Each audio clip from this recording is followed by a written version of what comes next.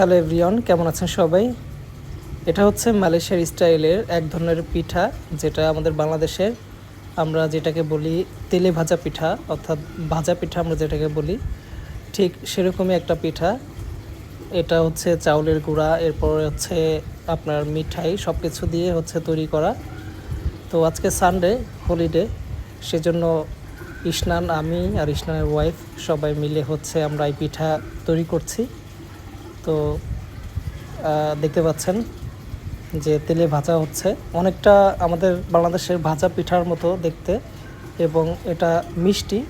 ঠিক ভাজা পিঠা যেরকমটা আমাদের মা দাদুরা যেরকমটা বানায় তেলে ভাজা পিঠা, ঠিক ওরকমই এই পিঠাটা, অনেক সুস্বাদু।